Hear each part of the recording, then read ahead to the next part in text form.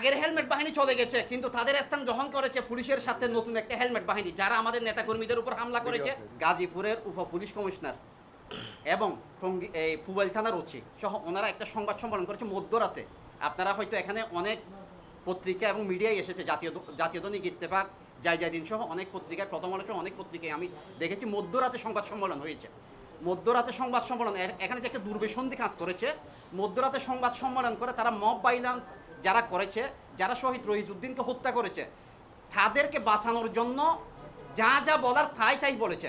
কিন্তু রইসুদ্দিনকে অপরাধী সাজানোর জন্য ওনাকে যে মিথ্যা একটা ঘটনা সাজিয়েছে, সেই ঘটনাটা প্রমাণ করার জন্য ওনারা জোর প্রচেষ্টা চালিয়েছে। পরবর্তীতে আমরা যখন চট্টগ্রামে এবং ঢাকায় প্রোগ্রাম দিয়েছি এবং গতকাল হয়েছে কি মার্চ টু গাজীপুর, এই কর্মসূচি দেওয়ার পর ওনারা মামলাটা রুজু করেছে। প্রেশারের পরে ওনারা এই মামলাটা রুজু করতে বাধ্য হয়েছে। এখন মামলাটা রুজু করেছে ফুবাইল থানার ওসি, মামলা রুজু করেছে আসামিদের বিরুদ্ধে।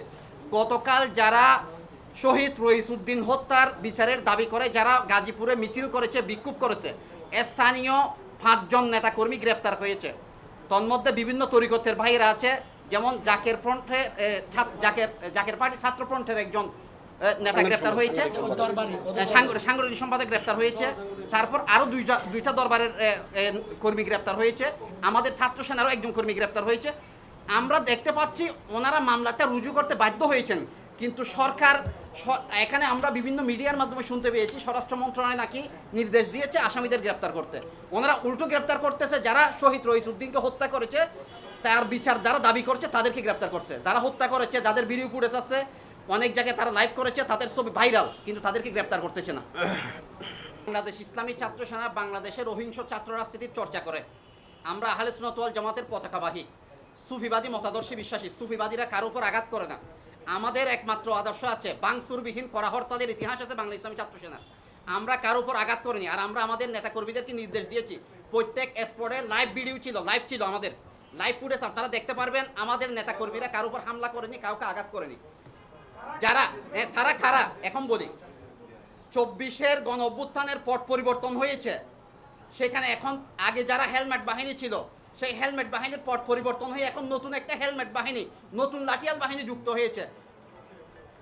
আগের হেলমেট বাহিনী চলে গেছে, কিন্তু তাদের স্থান গ্রহণ করেছে পুলিশের সাথে নতুন একটা হেলমেট বাহিনী, যারা আমাদের নেতাকর্মীদের উপর হামলা করেছে।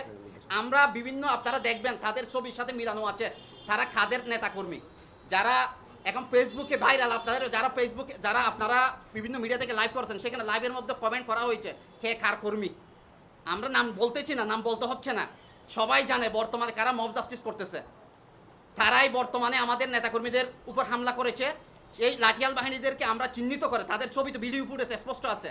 এই লাঠিয়াল বাহিনীর সাথে বাংলা ইসলামী ছাত্র সেনা, বাংলা ইসলামী যুব সেনা, বাংলা ইসলামী ফ্রন্ট, আহলে সুন্নাত ওয়াল জামাত সহ সুফিবাদী কোনো দরবারের সাথে সম্পৃক্ততা নাই। আমরা তাদেরকে গ্রেপ্তার করার জন্য, যারা এই লাঠিয়াল বাহিনী, তাদের গ্রেপ্তার করার জন্য এই সংবাদ সম্মেলনের মাধ্যমে আপনাদের মাধ্যমে আমরা দাবি জানাচ্ছি সরকারের নিকট। তাদের কাছে যদি এরকম কারো ভিডিও ফুটেজ থাকে, তাদের তথ্য আমাদের কাছে দেবেন, প্রশাসনকে দেন, তাদেরকে গ্রেপ্তার করতে পারেন, তাদের বিরুদ্ধে আইনগত ব্যবস্থা নিতে পারে সরকার। আমাদের কোনো আপত্তি নাই। আর একটা বিষয় আপনাদেরকে আমরা জানিয়ে রাখতে চাই, এই যে জুলাই বিপ্লব হয়েছে, জুলাই বিপ্লবে বাংলা ইসলামী ছাত্র সেনা ওতপ্রোতভাবে জড়িত ছিল। আমাদের অনেক নেতাকর্মী আহত হয়েছে। আমাদের 27 জন নেতাকর্মী জেলে গিয়েছিল জুলাই বিপ্লবে। সুতরাং ছাত্র সেনার অবদানকে খাটো করা যাবে না। এই বর্তমান যেই অন্তর্বর্তীকালীন সরকার এসেছে, অন্তর্বর্তীকালীন সরকারের আজকে ক্ষমতায় বসার ক্ষেত্রে ছাত্র সেনারও অবদান আছে। সুতরাং ছাত্র সেনার উপর মামলা দিয়ে ছাত্র সেনাকে দমানো যাবে না।